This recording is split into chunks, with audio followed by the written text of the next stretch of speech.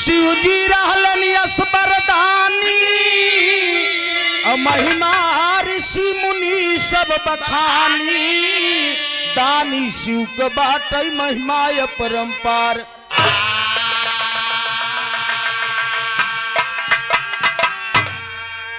मांगा था वरदान द्रोणा की पत्नी विष्णु बन सूत दूध पीना पड़ा। मांगा था वरदान रानी कैकेयी दशरथ को देवर दर्द सहना पड़ा।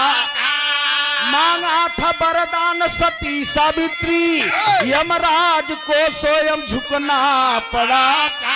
अरे मांगा था वरदान शिव से पुजारन तूफानी सब पूर्ण करना पड़ा था।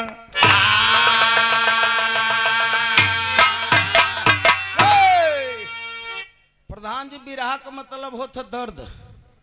दर्द पहले दास बतास पुरनिया कह रहे हैं कि एक बात की यही कितनों पड़ी है वेद पुराण बिरहा छोड़ी न गई हैं।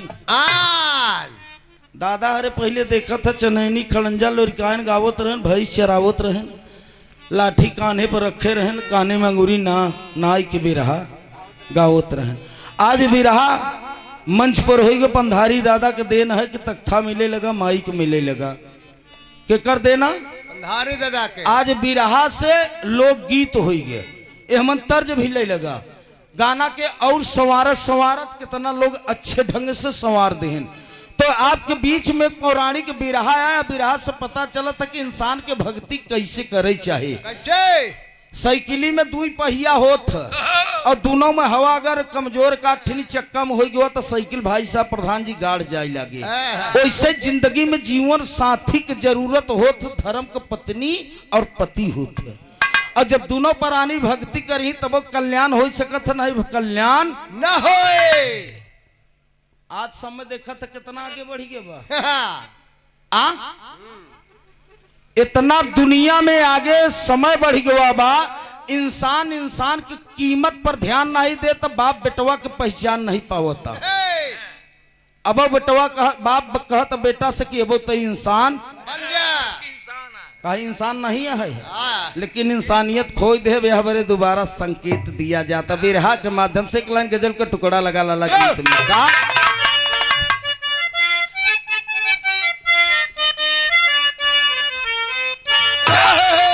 कि चलो अज मेरा में ख्वाजा पिया से भीख मांगेंगे।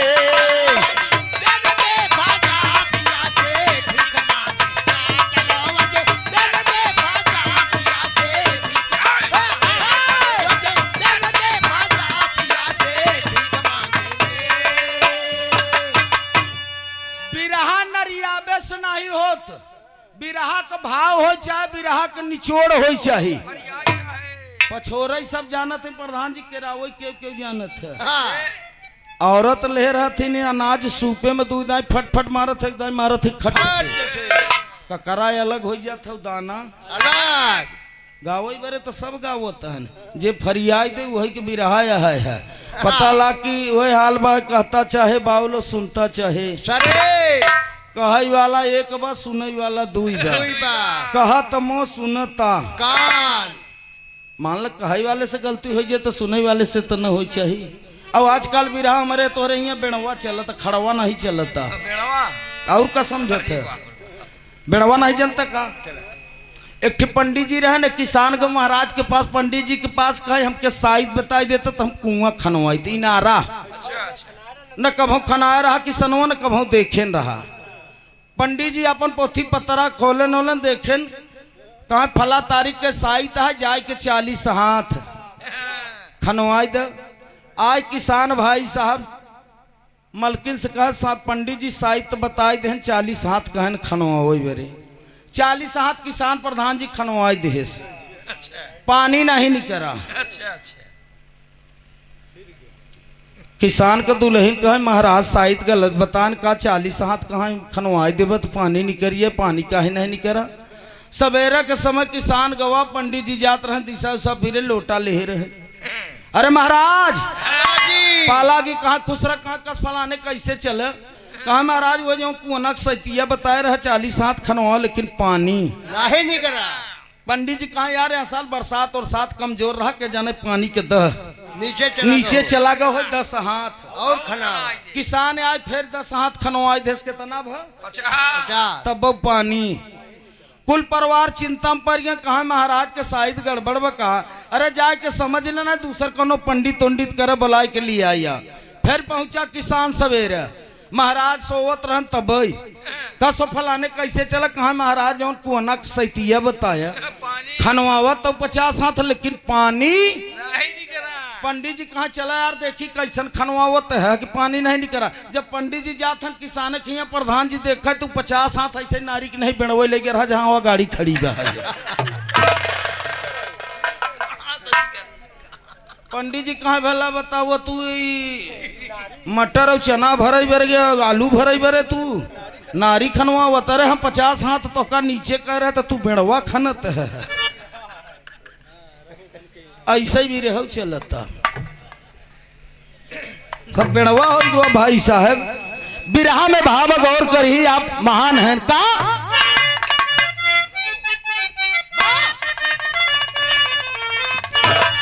कि अरे रहो बन के यहाँ इंसान धरती इंसानों की है।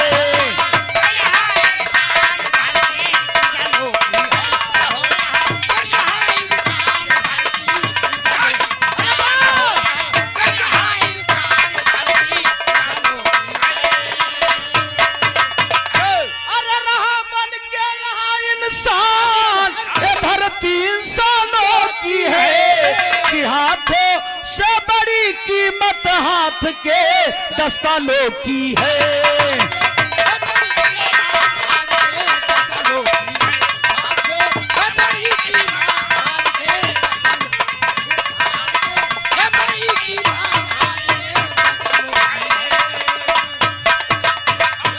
ए भैया बिरहा में भाव गौर करेंगे। छोटा सा प्रसंग है पारिवारिक गीत है। भक्ति करे से प्रधान जी इंसान की कितना बड़ा फायदा बा।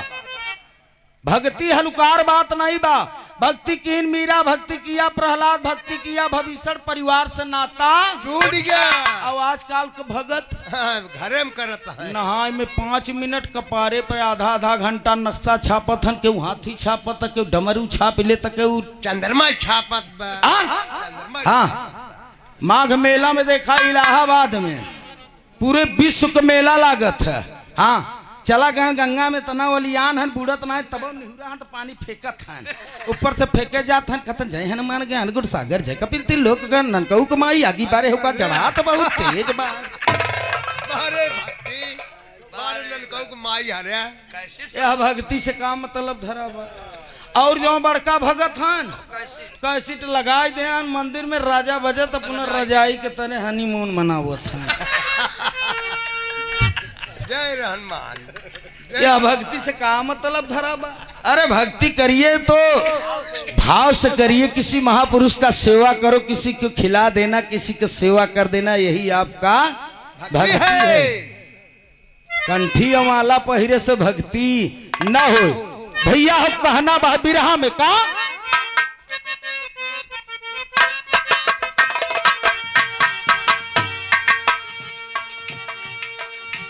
काशी नगरी जो तीनों लोक से भी न्यारी है। देवी देवता सभी प्राणों से भी प्यारी है। वही पुजारिन का परिवार एक गरीब रहा। पति था अंधा लेकिन वह भी बदनसीब रहा। एक था लड़का जिसकी दुल्हन मतवाली थी। दर्द यही था कि गोद उसकी खाली थी।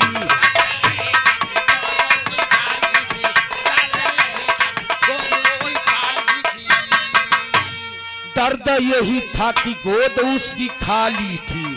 शिव की अर्चना पुजारिन किया करती थी। शिव के नाम पर वह रात दिन मरती थी।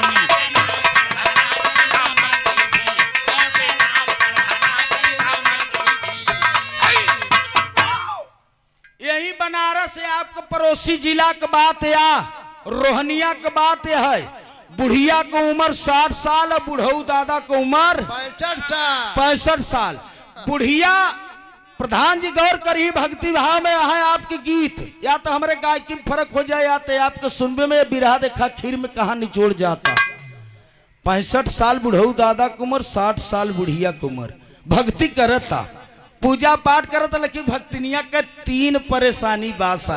लंबी 3 परेशान। वो भक्तिनिया के जौन ओकरे आदमी रहा बुढ़ऊ दादा जेकर उम्र 65 साल रहा मास्टर साहब, दोनों आँखी के अंधा, हाय हाय हाय हाय। पतोहू के गोदी में बच्चा नहीं, 12-14 साल से पतोह हुआ होता, खाए पिए के माल पाली नहीं, धन दौलत नहीं, परेशानी 3 में, लेकिन भक्तिनिया पूजा रोज करता। हमारे तोहरे यहाँ पूजा कहाँ होता है? सुख में सुमिरन सब, दुख में सुमिरन सब करें, सुख में करें न जो सुख में सुमिरन करे, और जे सुख में सुमिरन सब करते तो दुख का है के। हमारे यहाँ जब दुख हो गया तो मेहरारू मन से दू अगरबत्ती भेज के हनुमान जी शंकर जी अब कितना ननकौआ पास हो तो 5.25 किलो लड्डू चढ़ाई दे। और ननकौआ जब हाई स्कूल पास हो गया तो कहा ननकऊ को पापा अभी तक बम्बई से पैसा नहीं भेजे हैं, जौने दिना पैसा भेजे वही दिना बैंक से निकाला तो लड्डू पहले तो के चढ़ाई दे।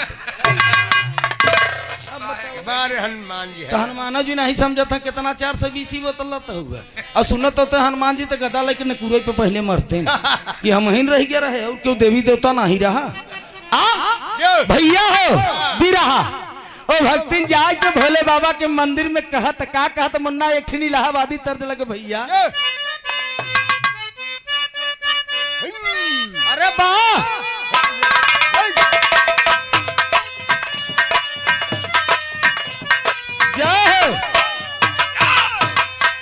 बिरहा शीशा की नहीं चमकत दास गाए का कि ब्रज नाच चारू और बसिया बजावे का भैया।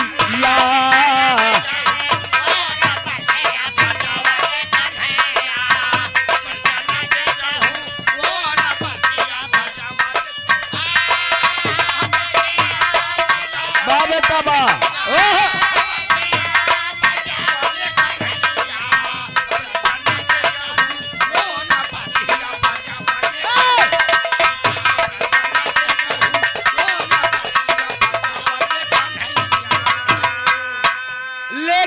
भक्तिनिया जाए के भोले बाबा के मंदिर में दोनों हाथ जोड़ के कहा था जो काम दुआ से नहीं होता है वो काम दुआ से होता है, और कामिल मुर्शिद मिल जाते हैं तो बात खुदा से हो रहा है। क्या कहता कि करती हूँ कर जोर बिनती सुना हो शिवा काली।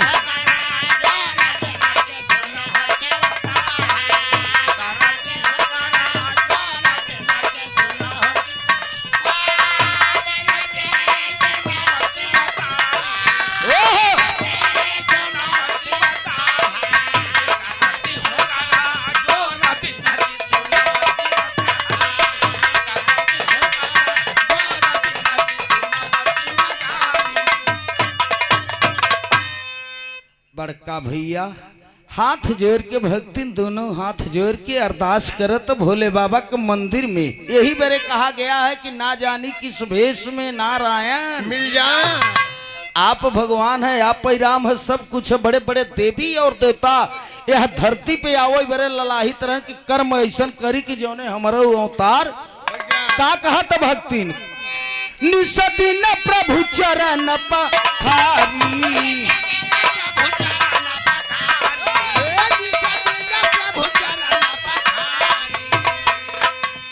केवल कयास तुम्हारी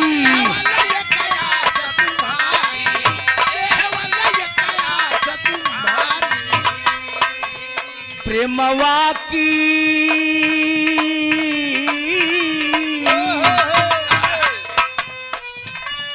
प्रेमवा की लागी डोर बिनती सुन हो शिवा काली।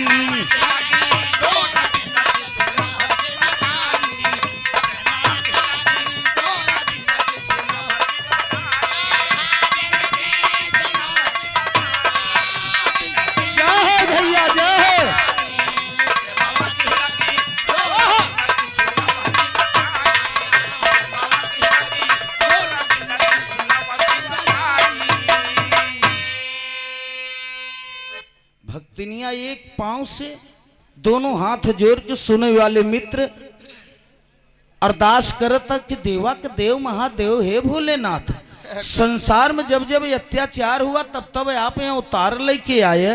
क्यों आपके कहत भोले दानी, क्यों कहत है बौरहू बाबा, क्यों कहत शंकर जी, क्यों कहता अवघड़ दानी। दुनिया में आप यहाँ उतार लेके आए। जे भी आपको भक्ति कहे से आप ओकर कल्याण कहे। प्रभु मालिक परेशानी तीन बा है, लेकिन पर भी भक्ति करत है, हारिए न हिम्मत बिसारिए न राम। अगर ऐसे ही हो लागत के पूजा पाठ करी भाई साहब। भैया भैया भैया हाँ। अच्छा रजनीगंधा तुलसी चलता हाँ। ठीक है, महाजन खाए रहे भैया। हाँ कुछ बेरी बंद कर देता तोहर तो बच जाते, तोहर मशीनियों बच जाते, तोहर पैसों बच जाते, कुछ देर तीन फायदा तो का हो जाते न। हाँ अच्छा नहीं खाए का तो खा, आराम से खा भैया। हो भक्ति ने हाथ जोड़ के रोवत अरदास करत कि प्रभु मालिक कहिया दर्शन, लेकिन ना जानी किस वेश में नारायण मिल जाए। मार साहब बिरहा में टेरी के बोल लगा लाला।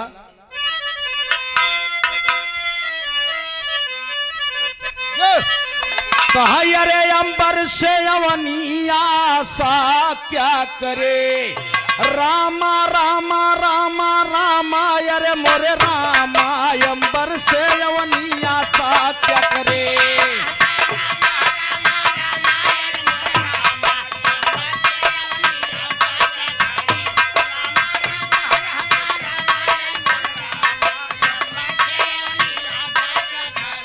पपिया एक बूंद पानी के बिना पियासा, अंबर से अवनिया सा क्या करे।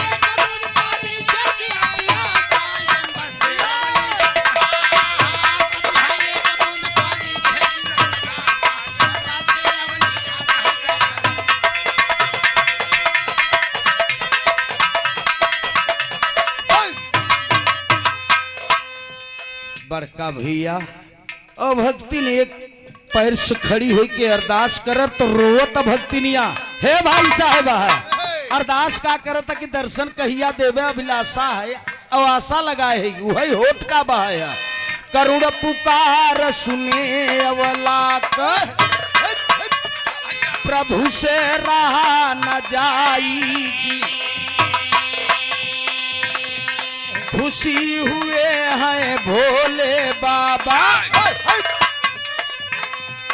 पुजारी न डिगयाई जी, गिरी चरण परसु के पुजारा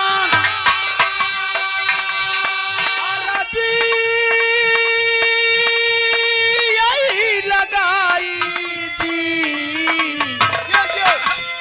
कह घट घटवासी अविनाशी अवला पर होत सहाई।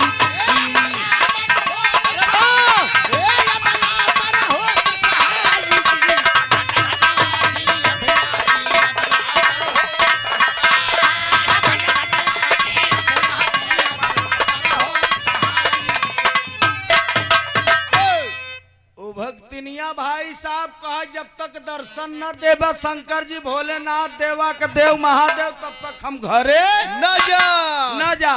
एक प्रतिज्ञा कैले है बा, अब होत का बा, जीवन सारा बिताए दिया तू करत तपस्या। आकाशवाणी आवो तो मंदिर से, कौन मंदिर से? वही भोले बाबा के मंदिर से। आज भी धरती पर प्रधान भैया धर्म में जब अच्छा है आपको भक्ति बा तब। अभी नहीं आया कि मान लो पूजा पाठ करत है अगरबत्ती है ले सकता, लेकिन सोचा कि 2000 के जूतवा हमार क्यों न उठाए ले तो भगवानो समझतन कि एकर भक्ति करा हो ललवा मजनुआ के चक्कर वाला काम हो जाए। नहीं सुने रहे का? हाँ ललवा ऐसे टहरे लग मजनुआ टहरे लग ललवा का मेरी ए मेरी लैला मेरी लैला मजनुआ नरियात रहा अपने लैलवा के चक्कर में एक मुसलमान भाई चादर बिछाई के नमाज पढ़त रहा। वही के चादरवा पर चढ़ के कहा मेरी लैला। वो मुसलमान भाई का कबे ए बे हमने खुदा का इबादत इबादत करत रहा तुमको दिखाई नहीं पड़ा? मजनुआ का करे चूतिया। हम अपने लैलवा के चक्कर में तोके नहीं देखा, अब तो अपने खुदा के चक्कर में हमका कैसे देख करे मैंने तोर भक्ति कमजोर चलता है। हाँ मार साहब, भक्ति करना तो निस्वार्थ करना। और हाँ घाटे की चीज है यही है, नदिया एक है लेकिन घाट बहुत तेरे। जीवन सारा बिताया दिया तू करत तपस्या, मांगो एक वरदान पुजारा, जो इच्छा हो वह भक्ति चली भवन में मन को लिए दिलासा, अंबर से निराशा क्या करे।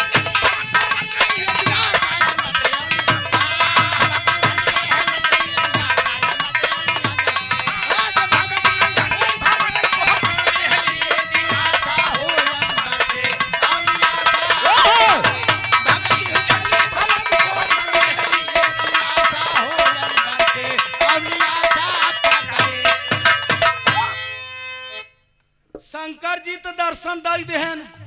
अब जौने बुढ़िया जौने के 60 साल उम्र रहा भक्तिनिया पूजा पाठ करत रही, 12-14 साल से ओकर पतो हुआ होत रही। परेशानी 3 बार करे आदमी, दोनों आँखी प्रधान जी अंधा, खाए पिए के धन दौलत नहीं, पतो हुआ हो तो 12-14 साल से गोदी में बच्चा नहीं, पूजा पाठ करता है। दर्शन तो शंकर जी देन कहा है पुजारी ने भक्ति आय भागत की कहा मांगो एक वरदान, एक वरदान, एक वरदान तो काम दे थे का चाहे। भक्तिनिया सोचे कि सारी जिंदगी बीत गई, कतो सर्विस करत हो तो 60 साल उम्र हो गई, पेंशन उनसन मिले लागत। ई पूजा पाठ करत करत 60 साल उम्र बीत गए, आज दर्शन देथन का थैन एक वरदान और परेशानी हमके 3 बार राम करी का। ए भोले बाबा हम ऐसे न मांगा, कुछ न मांगा। शंकर जी कहा आ भक्तिनिया का ऐसे न मांगब, हम जाब अपने घरे अपने परिवार में अपने बेटवा से अपने पतोहू से अपने आदमी से पूछ ले, और जौन हमारे परिवार के विचार रहे वही आप से मांगा। भक्तिनिया भागत भागत मास्टर साहब चल दे, जब पहुंचे तो घरे तो बिरहम फिर खाटी इलाहाबादी तर्ज लग गई। हाँ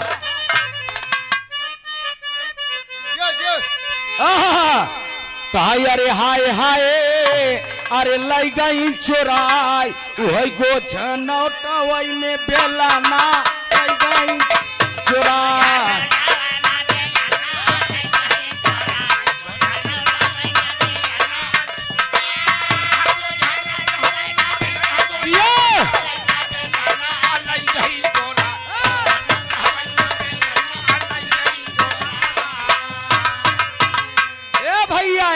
इसी बोल में कहना बगाना एकदम देखा है आपके बीच में पारिवारिक कहानी या गौर कर ही छोटा सा प्रसंग 2-5 मिनट लेट हो जाए तो क्षमा चाहिए का। वही गैली झगड़ा दुनाऊ सासु पतोहिया गैली झगड़ा दुनाऊ।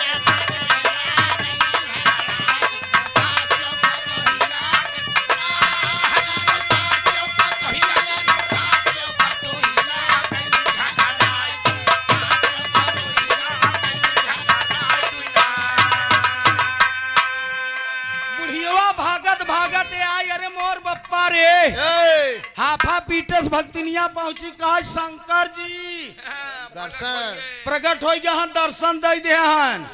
अब वरदान एक देथन, तब से जौन दोनों आँखी के बुढ़िया के आदमी अंधा बुढ़ऊ दादा खटर खटर पत्थरे पर प्रधान जी बैठा हैं, ले बाड़ी भाई साहब खट खट खट खट पहुंच गए। कहाँ पहुंचे? बुढ़ी के लगे भक्तिनिया के लगे पहुंचे। कहा ननकऊ के माई न होते तो हमार अखिया मांग ले तू, हम कम से कम यहाँ कलयुग में उतार ले काहे रचा चारे चारे के कलर लर देख ले। तब से पतोहिया बनवत रही, खाना भीतरे से निकल कहन आखिन दीदा मांगे के तोका 4 वो चैला चाह जाबे गंगा के किनारे किया सिनेमा देखे बरे पिक्चर देखबे यूट्यूब पर चैनल पर तू हिया बिरहा सुनबे।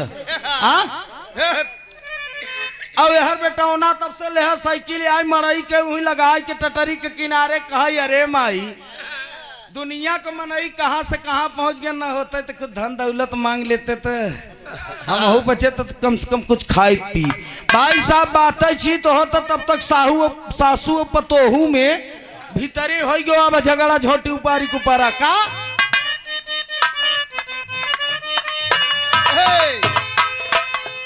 कहाई हाय भगवान हम तो हाय का दे साखी।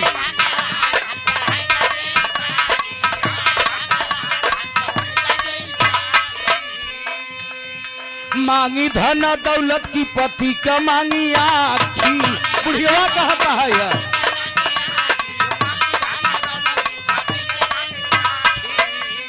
के करबानी मी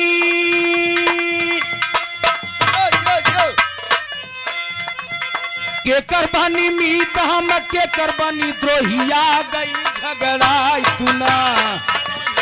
ओहो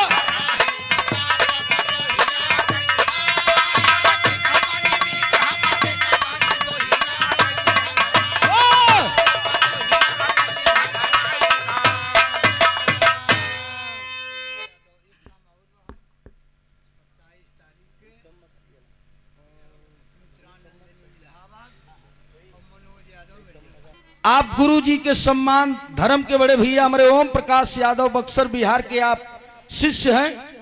गुरु जी के चरणों में प्रणाम व विशाल बाबू को नमस्ते प्रणाम व सुंदर पुष्पहार 101 रुपया का महापुरस्कार देकर सम्मान किए। चरणों में प्रणाम व भैयन के नमस्कार बा। अब आपका गीत और संगीत दिन दूना रात चौगुना प्रगत करे यही हमार शुभकामना बा है। जोरदार ताली बच्चे बजाए द भाई हैं छोटा क्यों पेटे में से भी रहा नहीं सिक्के आवत ऐसे गते गते हो देखा ताकत रहे गावत बजावत रहे। हाँ बहुत बहुत बढ़िया खुश रह मालिक सुखी रखे और निडर हो के गाया और बिरहा याद कई के तब गाया। ये खतरा खसौनी लेके जिन गाया बिरहा। हाँ के रजिस्टर पन्ना लेके गाई न याद हो तो का जिन गाया लेकिन गाया तो दिमाग पर रख के गाया। बस यह हमारा निवेदन बा बिरहा का जौन विधाया है। भाई के नमस्ते प्रणाम कहाँ रहे भैया हम ए भैया या सासू बाबूजी सासू और पतोहू में झोटी उपारी कुपारा हो गयो अब अंगने में। बुढ़िया रो कहत का कहाई हाय भगवान हम तो है का दे साखी। अब मांगी धन दौलत की पति का मांगी आखी।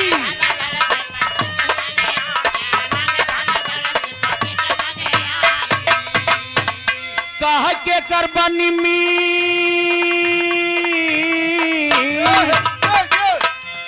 के करबानी मिहित हम के करबानी द्रोहिया गई झगड़ा जुना।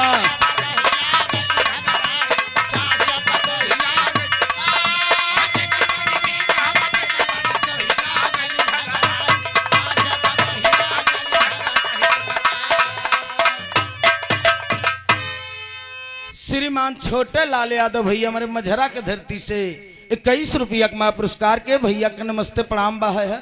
देखा भारत के बोले डोले में जी भी आए पहले बता के दूसरे का साइकिल मनाई बैठा था तो इतना ही हैंडल डगर मगर करवाई करत है।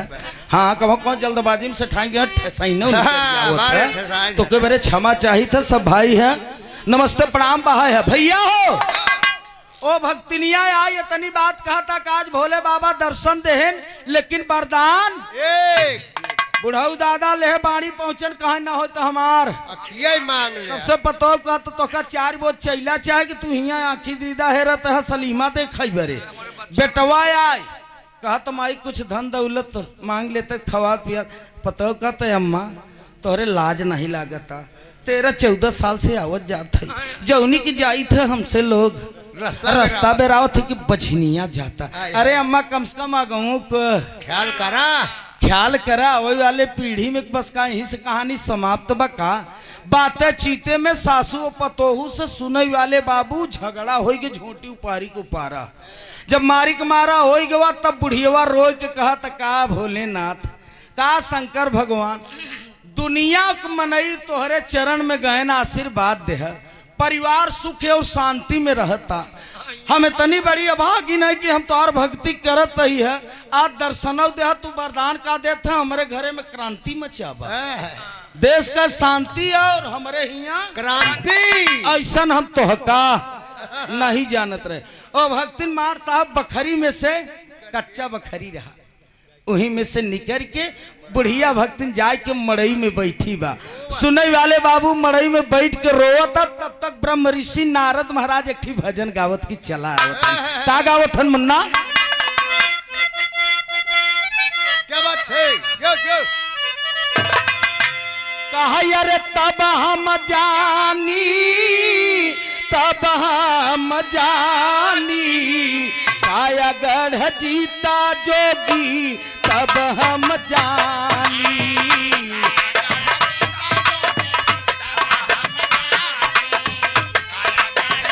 अरे बा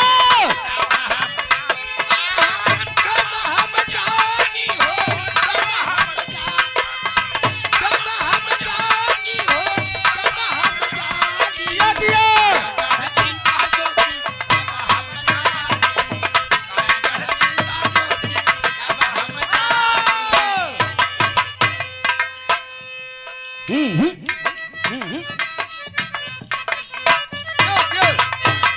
यही काया गढ़वा में बसल एक लोहरा,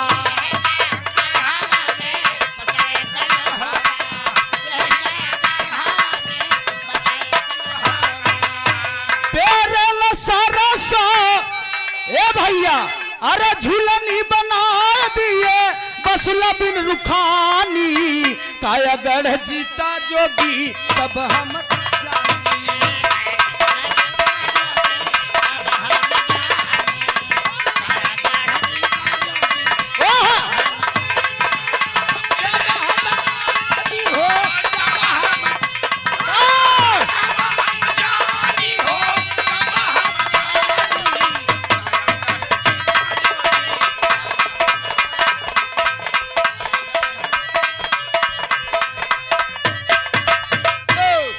दाढ़ी ऐसे करताल न पकड़बत खतरा कई दे रचिया हमारे को इतनी नजर दे रहा करे।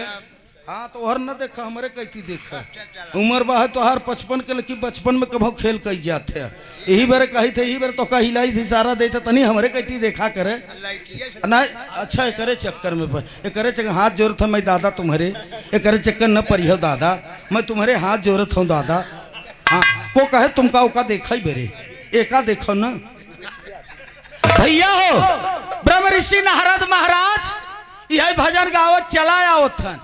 नारद महाराज जब पहुंचन भक्तिनिया के दुआरे सोचे कब यहाँ दरवाजे पे आवत रहे पूरा परिवार, दौड़ के आओ, चरण स्पष्ट करें, आशीर्वाद ले, जलपान उलपान कराओ, हाल चाल ले।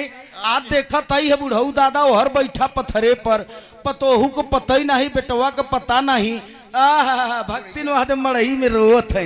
ब्रह्म ऋषि नारद महाराज सीधा वही मड़ई में जात हन। मास्टर साहब कस भक्तिन का बात है, काही रोवत हो? ओ भक्ति रो के आप बीती बात बताओ थे। मार साहब का बताओ थे? विदेशिया के भाव बा।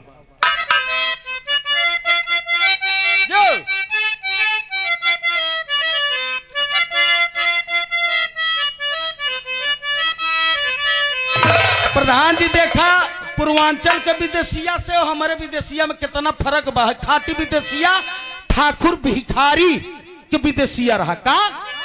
कहा गवना कराई पिया घर बाई ठवल हो, अपना तछा बाबी देसरे सावरिया। खाटी विदेशिया है।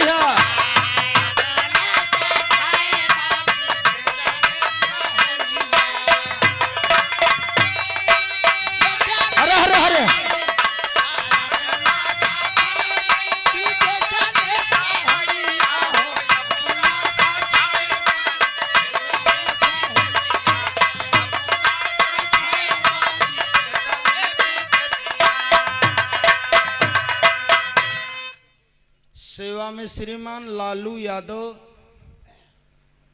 आप सोना सुहानी अपने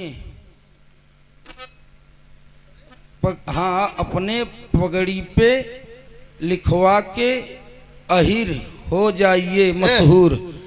चल जाए दे भाई। हाँ हाँ अहिरे यो भाई ना, जाति पात के बात यहाँ नहीं बा, और मेहरारू का कोनो जाति नहीं होते। हाँ जरूरत है देखा ये सब दिन कहा जा। हाँ औरत को प्रधान जी कोनो जाति होत का ना ना ना, जे एक संगे चली गई बेचारी बिया शादी माई बाप कह देन उस संगे एमा सच्चाई बात है, एमा कोनो मोहदखी बात नहीं है, सत्य बात जोन है। अच्छा माई बाप वहां पकड़ा दे का करबे कामता प्रसाद औरत को कोई जाति नहीं होते। लालू भैया के चरणों में प्रणाम बहाए, सब भाई के नमस्कार में 51 रुपया के पुरस्कार से सम्मान किए। इसी बोल में बाबू साहब कहना बा बिरा बड़ा करीम में बा का हाई भगवान ऐसन अवली समैया हो अपन भलाई सब चाहता विधनवा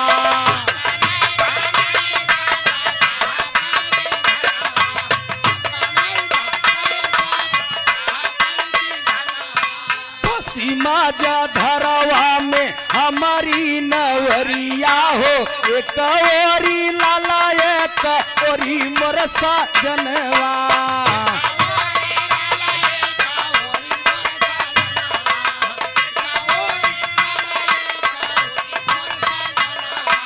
हमारे पतहिया के बाजिन कहीं पुकारे सब गोदिया में दिया नहीं एक ठेला लनवा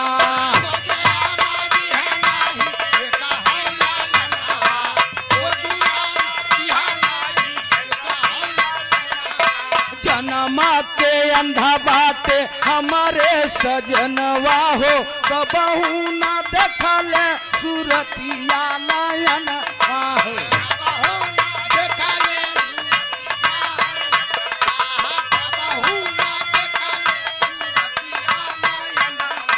ऋषि मुनि नारद सोचे अपने मानवा हो घूमता घूमता आए पुजारी भवनवा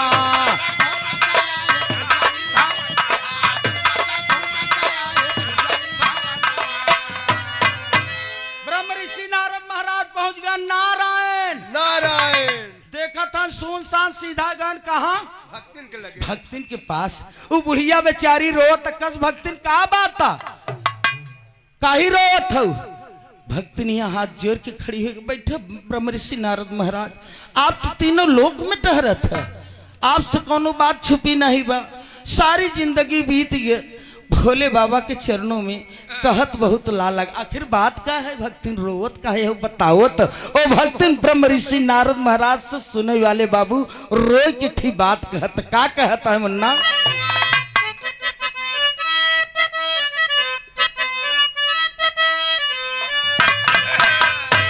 प्रधान जी देखा ये तर्ज माई बहन के आ कौनो डायरेक्टर के फेल नहीं कह सकते इन भोजपुरी या मास्टर साहब ने कोनो फिल्मी के गाना या गांव के यार इ माताएं बहनन के गीत है और देसी आई कल्ला रोज फेंकत है हाँ डाई और यूरिया डाल दे कल्ला उतना ना फेंके रचे गोबरे का खाद फेंक दे देखा है कि कल्ला मारे लागत है हाँ इ कभो पुरान भवन न पुरान होए कभो कहो हमारे भदोही जिला में गावो थी कहा तरे नरी यारवा का बारी ऊपर श्याम गेना लगाई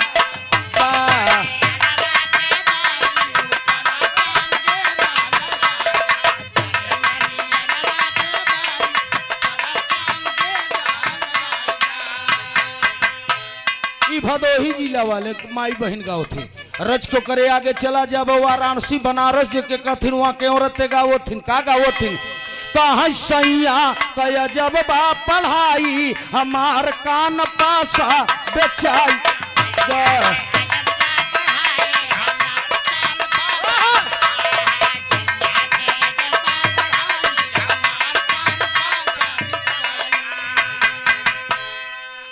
कौन डायरेक्टर के लिख सकत लिखे बा हिम्मत की हुक आ बुद्धि खराब हो जाए पछवार भाई साहब डॉक्टर टांका न मार पे आए और आज के बनारस के अगवा जब बाबतपुरा वाले रोडिया जाबा चिरई गांव परत है वहां के माता बहने गाओ थे का गाओ थे मास्टर साहब कहा खाबई न पूरी मिठाई बलमा हम सतुआ लियाई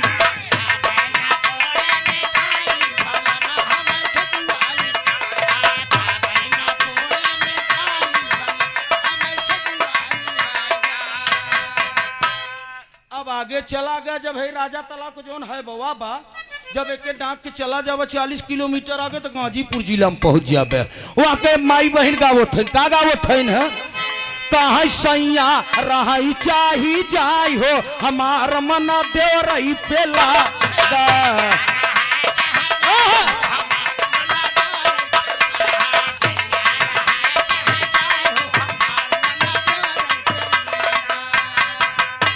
तोहरे पूर्वांचल के माता बहने गावत है। अब रच के उत्तर कहती चला जावे तो प्रतापगढ़ कहती प्रतापगढ़ जिला के माता बहने का गावत है कहा आओ चली गंगा नहाई हो घोड़ैया हम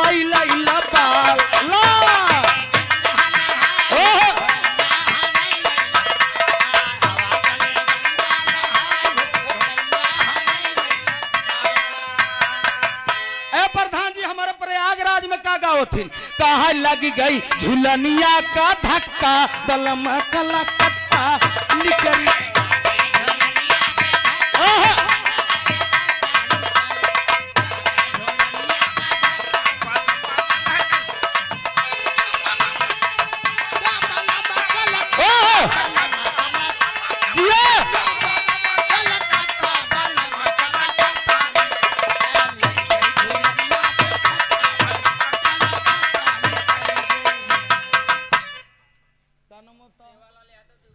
सेवा में श्रीमान सेवालाल यादव हमारे बड़का भैया देवपुरा के धरती से 101 रुपया का महापुरस्कार कहे। सेवालाल भैया के चरणों में प्रणाम। बस सब भैया के नमस्कार। देख ले बाजा वाले भाई भैया हो ऐसा 4 बजे भोरहिया के समय रहा प्रधान जी माघ मेला के समय चलत रहा। अलौकिक बाग में चौथी 10-15 औरत छोड़ावत रहे ये गाना गावत रहे लग गई झुलनिया का धक्का बलम कलकत्ता निकल के तब से वही बिचवा में एक सज्जन निकलन कहीं हमार जेबा कट गया हमार जेबा कट गया औरत ये कहीं हम पछे का करी कहाँ जेबों में टिकट रहा टिकटवा कट गया हेराई गया तो औरत ये कहीं हम पछे का करी कहीं हम तो कलकत्ता न जा सोचे थे रचे छुआई देते तुम बनारस निकल जाए औरत ये कहाँ पचे छुआ वही पाओ तो 8 किलोमीटर के बाद जमुना जी के बाद नैनी सेंटर जेल में चला जाए बंद ही हो नहीं 6 बजे दारागंज वो सामने स्टेशन भाई आवो तो पैसेंजर पकड़ ले बचई निकल गया इलाहाबाद का तर्जा अरे इसके सुल्तानपुरा में चला जावे तो हम वहां को माता बहने कैसे गाओ थे का जिया कहा यमवा कच्ची तरह पाती टिकोरा कोई तो रही ना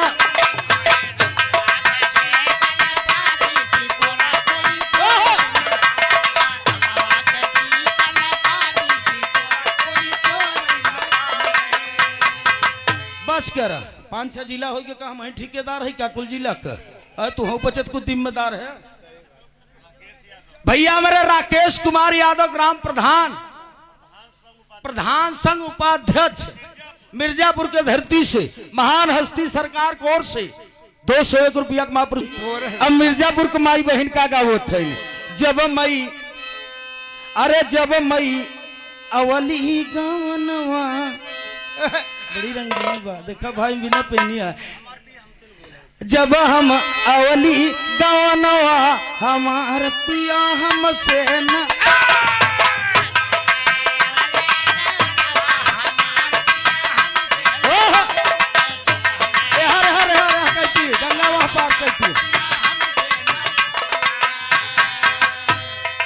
गौरा का कहती प्रधान जी तोहरे गावत थी गौरा है ना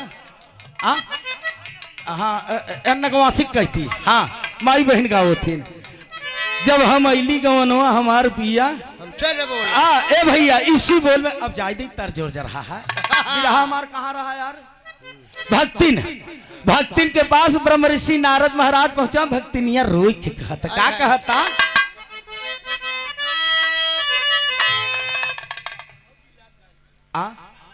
गावा ना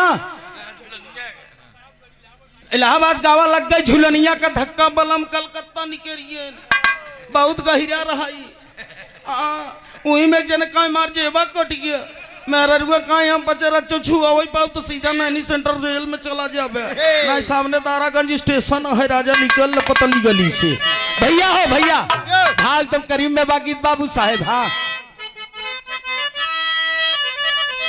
कि बरदी है ले त्रिपुरारी भक्ति कहा था रोई के का कि बर दिहले न त्रिपुरारी अरज सुनीला बीड़ा धारी।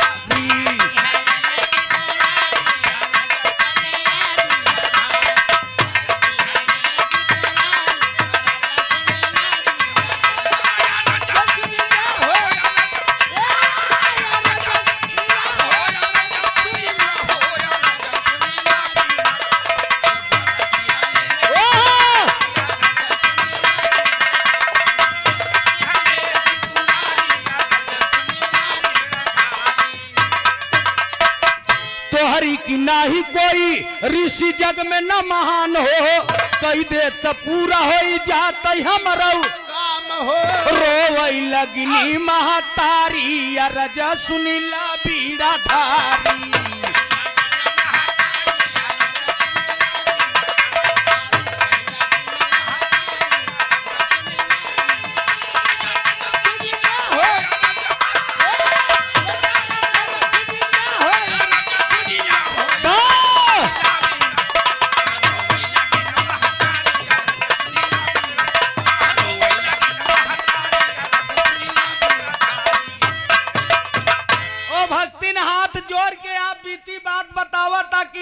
ऋषि नारद महाराज आपको सेवा नहीं कई पाए, क्षमा चाहिए था।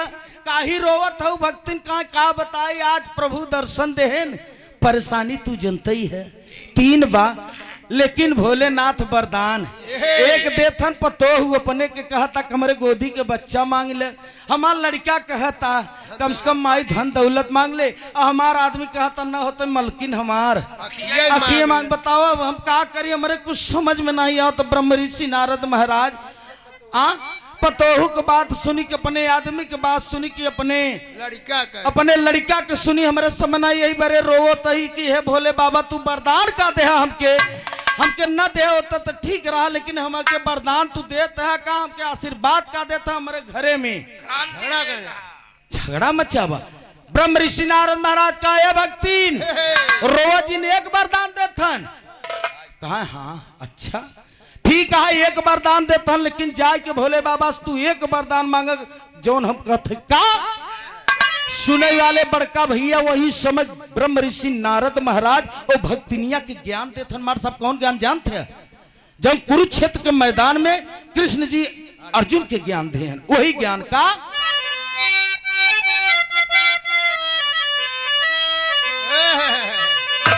कि अरे जैसे कुरुक्षेत्र बीच कृष्ण दिहल ज्ञान भैया पाए ज्ञान अर्जुन जी चला वही लागे बा।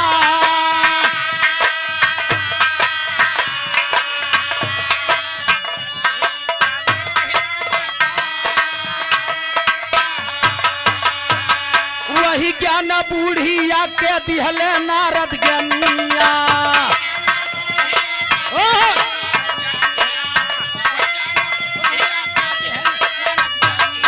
जल्दी जल्दी जाओ पुजारिन भोले दरबार।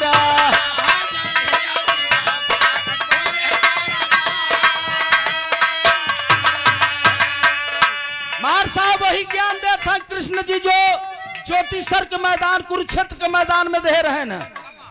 देखे रहा आप लोग महाभारत देखे हो जौने समय विराट रूप कृष्ण जी बनाए महुआई बाई देहन काहे अर्जुन ऊपर आकाश है नीचे और जौनी सामने देखा था वही हम है। अर्जुन तने में नहीं समझ पात रहे कहा मारी तो के मारी इस सब अपने देते खात हन। तब कन्हैया जी कहीं हम ही करुणा बंसा हम ही जगनायक हम ही खंड खंड गंगोत्र रचा हम ही खोल कुंजी बंद किवाड़ देखा सब हम ही है। कर्म क्षेत्र में आए हो कर्म करिए फल के ठेकेदार तू नहीं है हम है। हम का मतलब समझत है एक कहथन हम कहथन हम कहथन हम प्रधान जी कहथन हम सबके ठेकेदार। कन्हैया जी कहा हम है तू नहीं है। कर्म करिए तब अर्जुन बाण चलावे लगे कुरुक्षेत्र के मैदान में। आप लोग महाभारत में देखे हो वह ज्ञान बूढ़िया के दिहले नारद ज्ञानिया।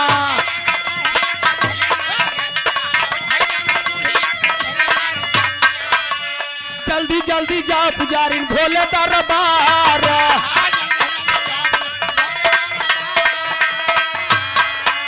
मिथ्या नाही होए कभ देव ऋषि बनिया।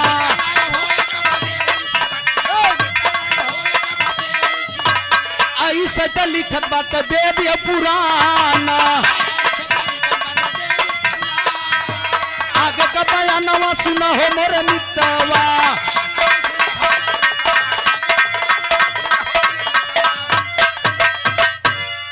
पुजारी ने भक्ति रोवा मत, रो से काम न चले। अच्छा मालिक, कहा शंकर जी एक वरदान देते, कहा हाँ, कहा जाए कि उनसे वरदान मांगा जैसे हम कहत हई वैसे। ओ भक्तिनिया हंसी खुशी में सुनई वाले बाबू मड़ई में से निकली, सीधा जाए के भोले बाबा के वही मंदिर में हाथ जोड़ के पे प्रभु ए मालिक हमका एक ही वरदान दा, लेकिन जैसे हम कहत हई का। भक्तिन कहत बिरहा खेरी लाइन में बाबू बा ध्यान दी का।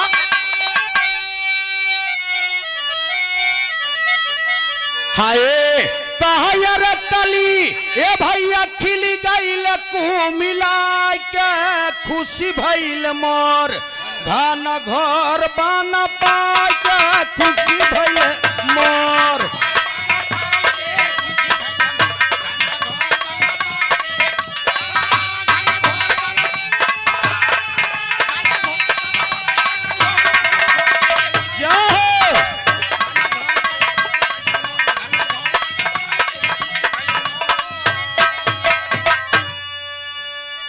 तोहरी बचनिया नाथ जात नहीं, देख बाती नाती खात सोनावा के थाली।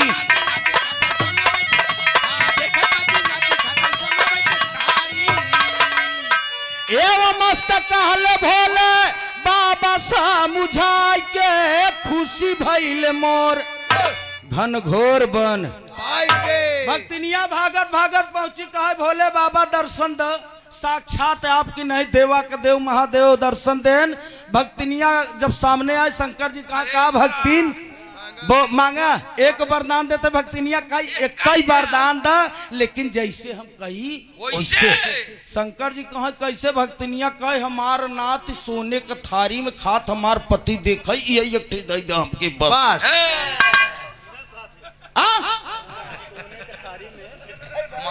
भक्तिनिया कहा था कि हमार नाथ सोने के थारी में खात हमार पति देखे। शंकर जी है एक वरदान हमका।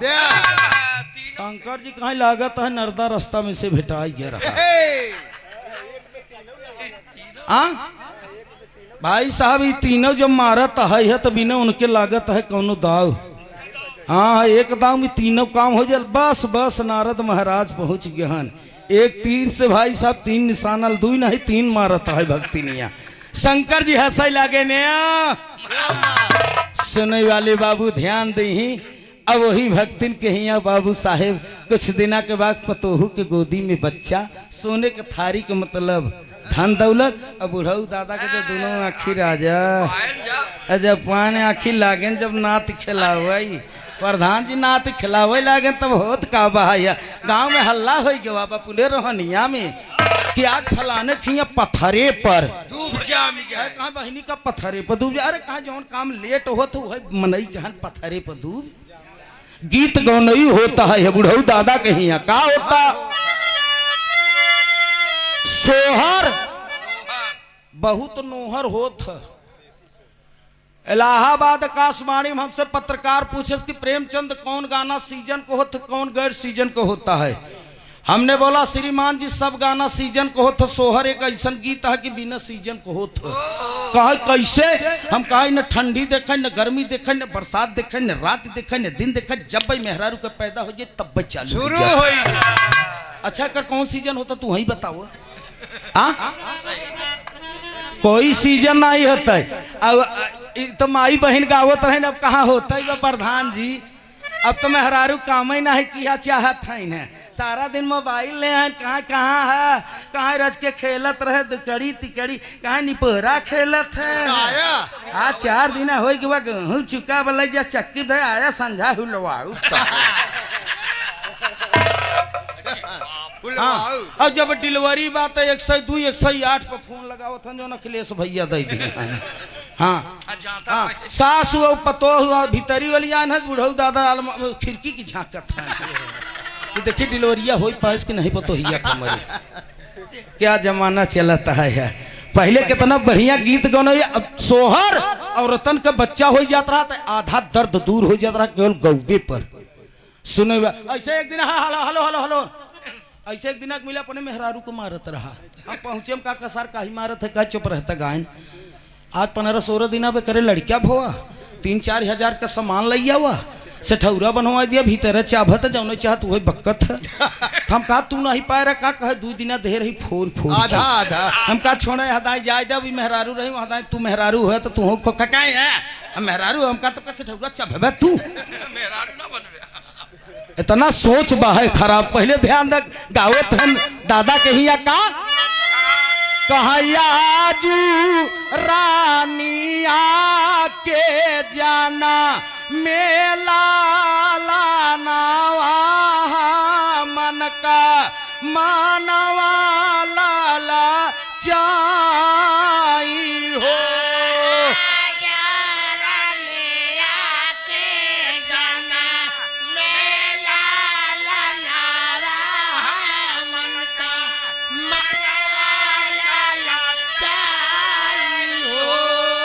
साखिया घूमारी घूमारी नाचा थीनिया गानावा सावनवा खूब बरसाई हो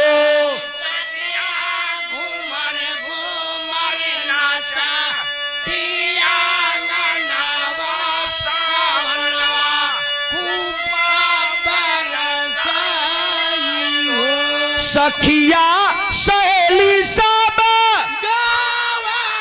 अंगनवा में नाचाई हो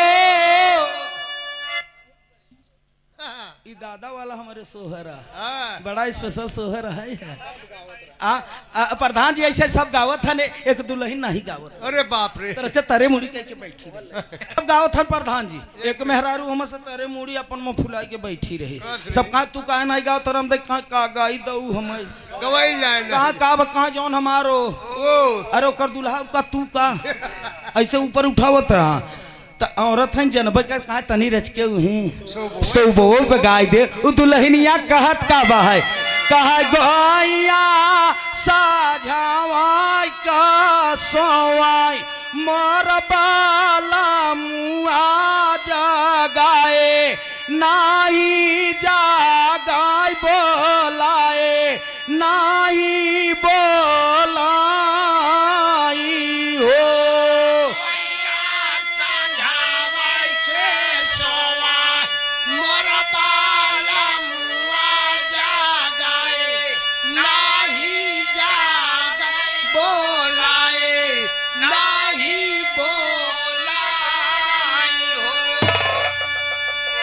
का हो क्यों जगवैया नहीं रहा का एक दुल्हन में बगलिया से कहत अरे बहनी पहले सुनत कहा सासू जगावई दूपा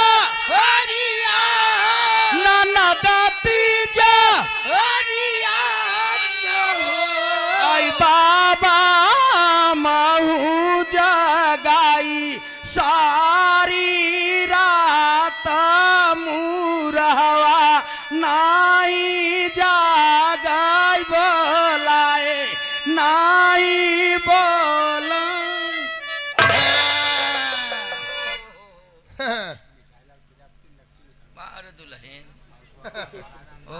सेवा में श्रीमान बाबू हमारे मिठाई लाल प्रजापति नटकी के धरती से ना बाबू जी नटकी मिसरौली से बाबू जी को 151 रुपया का पुरस्कार हुआ सोहर पर चरणों में प्रणाम।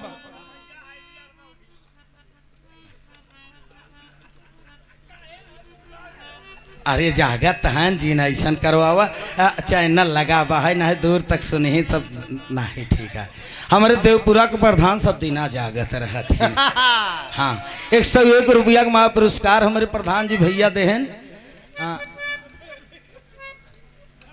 अच्छा अच्छा, दोनों भाई की ओर से 101 रुपया का महापुरस्कार हुआ। दोनों जनों के चरण छू के पहले की प्रणाम, सकल समाज के नमस्ते प्रणाम। गाना एकदम करीब में बहाए कहा यार मोरे रामा बदरी बीन बार सही सवानवा हो ललनवा निकला गई हो ललनवा बौरैबा हई हो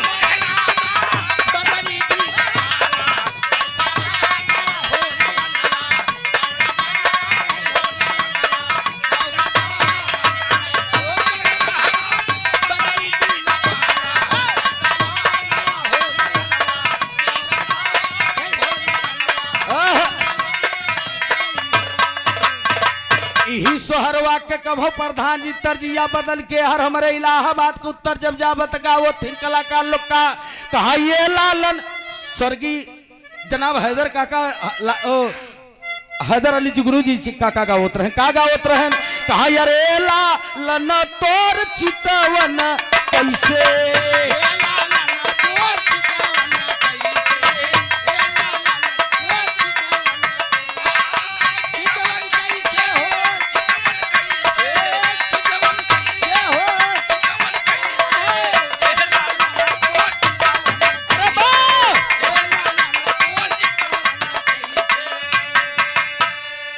एक कलाकार नहीं थे, संत थे भाई साहब जोन कही के गए आज सामने आवो तहे गौर कर ही बड़का भैया। कलाकार का मतलब होता है कि एक संदेश देना, संत का मतलब जोन कही के गए सत्य दिखाता है। का एक लाइन आओगा का कहा ये लालन तोरा अम्मा कैसे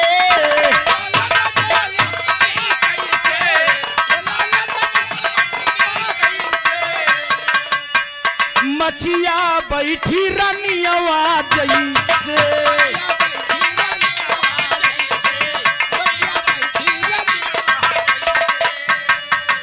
ए लालन तोर पापा कैसे पनवा खाए फिर बदल के कभो कहो हमारे इलाहाबाद में गावत थिन कहा यार रुपया ले लेना ना दो लाल के बधाई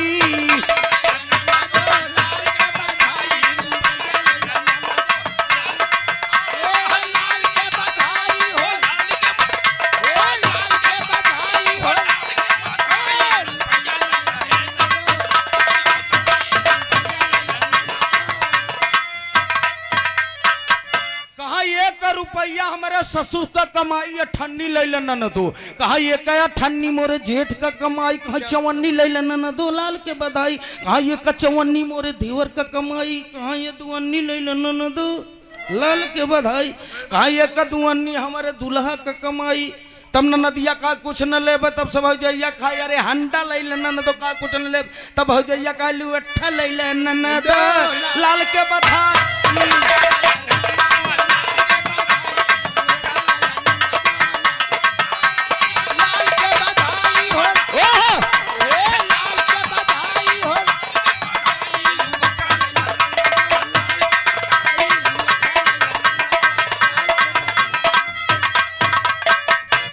प्रधान जी तोहरे देखा था नर में न नारी में बेचारे जो हन मुगल सराय से जब लखनऊ तक जाते तब वो का गाँव थे न कहा यार भूअर भूअर बार रे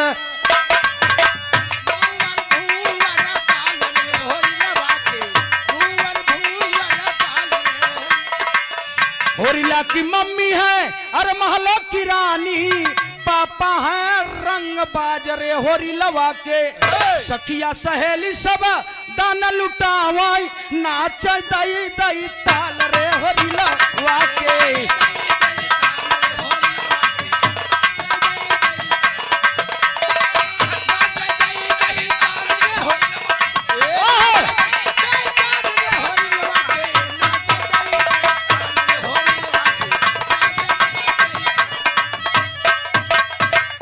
बड़का भैया ओ भक्तिन के परिवार जैसे प्रधान जी बिछुड़ा रहा वैसे भोले बाबा के चरणों में समर्पित हो के सेवा सुमिरन भक्ति करे लगा। गीत हमारा समाप्ति कोर बस साक्षी करबा और कल्पना किए राम अंबर से अवनिया सा क्या करे गावे प्रेमचंद पंचम में बात खुलासा अंबर से अवनिया सा क्या करे।